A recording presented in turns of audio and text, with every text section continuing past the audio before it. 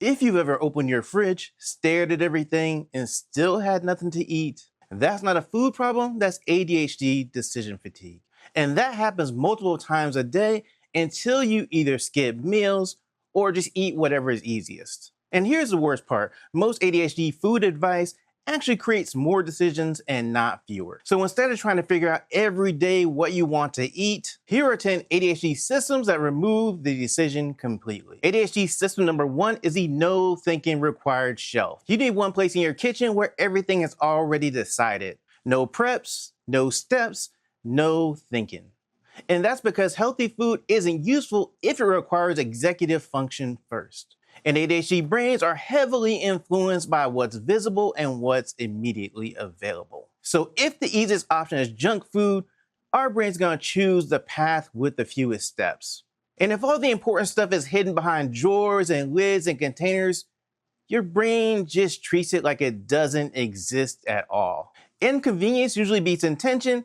If you have to think about it, you won't eat it. And in my fridge, here's some examples. I have grapes, I have blueberries, I have soup already there, so I don't have to think about anything. I just go in and pick one, and then I'm ready to eat. ADHD system number 2 is the 3 option rule. People often think that more choices actually creates freedom, but for ADHD brains, more choices create friction. The longer you have to think about it, the more expensive mentally the meal actually becomes. And maybe this has happened to you. You ever scroll through like all these food delivery apps and you're looking for the perfect thing that you want to eat, and then you just end up finally just eating nothing? That right there is decision fatigue. So here's what I do. I only keep a few snack choices visible at any time, because if I see like 20 different snack choices, I'm going to sit there and evaluate all 20 of them and then try to figure out this one is the best one, but what if I actually want to have this one later?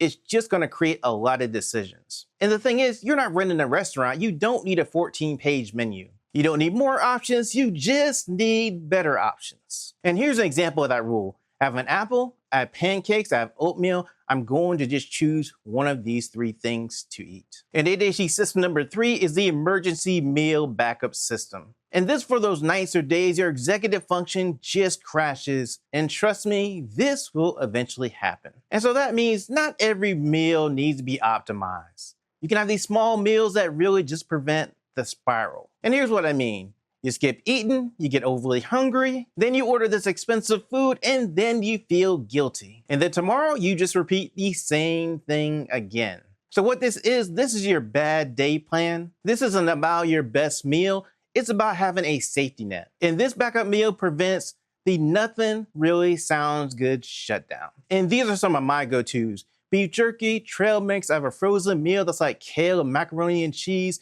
These are all really easy options for me to just pick up and start eating. If you're enjoying the content and getting value out of the content, then like the video and subscribe to the channel. And ADHD system number 4 is the default meal system. Every single meal becomes a decision tree. And ADHD brains get exhausted by all these little micro decisions a lot faster than people actually realize. And I used to literally stand in front of the fridge trying to figure out what to eat, and then eventually I would just decide I'll just go eat some chips. And the thing is, I didn't really want chips. I just ran out of mental energy trying to figure out what I wanted to eat. And so I defaulted to eating chips. And that's because with ADHD, the easier the decision is, the more likely that you're going to eat. And so here's one thing you shouldn't do. You should never figure out what you're going to eat when you were just really tired. This may sound boring, but boring actually removes decisions. For example, when I get up in the morning, I usually have eggs and bacon. Or during later in the day, I might think about getting my favorite sandwich from my favorite restaurant and go there without even thinking about it really. Or maybe I'll have a protein shake. I drink protein shakes every day. It's really easy to just think about, okay, I need one, I haven't had one today. And the whole thing about this is to take away the friction of actually having to make a decision. And using those boring meals means I don't really have to make a decision about what I'm going to eat. ADHD system number 5 is the effort ladder. One of the biggest ADHD mistakes is expecting our low energy brain to function like our high energy brain. And this is a good example. You're thinking about what you want for dinner and you start thinking, I think pasta sounds good, but that's going to take a lot of work just to actually make pasta right now. It's going to feel like climbing Mount Everest to actually get the pasta done. And what I mean is, some days you just feel like microwaving anything just feels like way too many steps. So this is important. When you're tired, you don't need more options, you just need the right level. And so having lower effort options available prevents the "I'll just order food" spiral that you go down.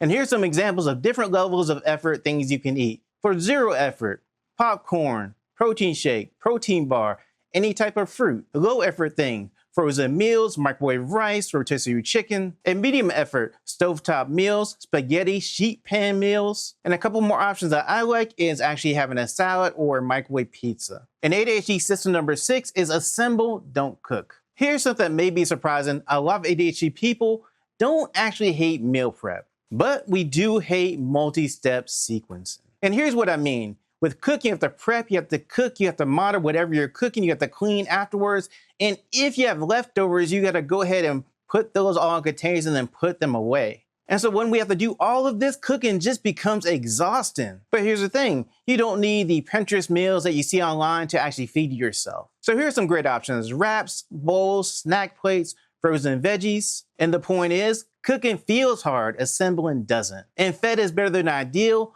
Lower the barrier, not your standards. And ADHD system number 7 is the friction fixed kitchen setup. ADHD people are incredibly sensitive to friction. One extra lid, one extra step, one hidden container can completely stop a behavior. And so if healthy food takes 4 steps and chips only takes 1 step, our brain is choosing the chips. And here's something I did. I stopped stacking containers because if I had to go and unstack 5 different containers to get to the one that I want, I'm not getting it. If it's hidden or complicated, it doesn't exist.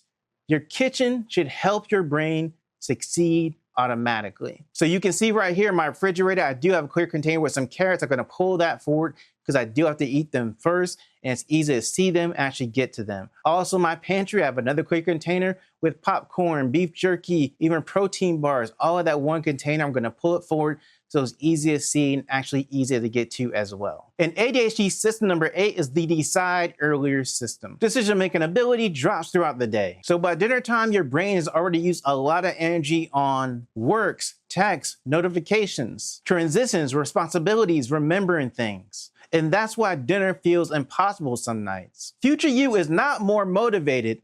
Future you is more tired. So what you want to do is decide before you're exhausted. And you can see right here, I have 4 different choices for dinner. I'm going through them, trying to figure out which one I want. I go through and eliminate one, eliminate the other, and eliminate another until I finally land on the one that I'm actually going to have for dinner. And ADHD system number 9 is the hyperfixation meal rule. Neurotypical advice says, eat more variety. But ADHD brains often work in cycles.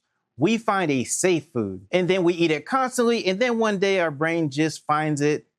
This is not really good anymore. It's disgusting. I want something else. And honestly, that's okay. Because the thing is, trying to force variety usually creates more decisions, which creates more overwhelm. So if your brain likes something right now, go ahead and capitalize on it. And one example for me is having a stir fry with broccoli and carrots and beef and rice. And ADHD system number 10 is same ingredients, different form. ADHD brains often crave novelty, but not necessarily complexity. So instead of learning completely new meals, use the same ingredients in different forms. And this tricks your brain into feeling variety. You're actually reducing decisions without reducing dopamine.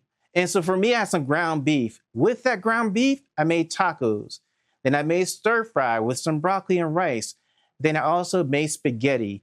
3 different types of meals. Feels like variety because it is in different forms, but it still all contains beef. If food feels harder than it should, it's not because you're lazy. And it's not because you're bad at eating. It's because your brain is being asked to make too many invisible decisions all day long. So when food requires planning, remembering, sequencing, cooking, cleanup, choosing, your brain eventually just hits overload. So the goal is not to become perfectly disciplined. It's building systems that make eating easier on the days your brain is struggling. And honestly, this same problem shows up everywhere in ADHD. The more friction and more decisions something has, the harder it is to maintain. And I also have ADHD systems that will help you in those different areas. I have a playlist that has different videos that contain those systems. All you have to do is go into that playlist when it comes up on the screen, click it and find the videos that work for you.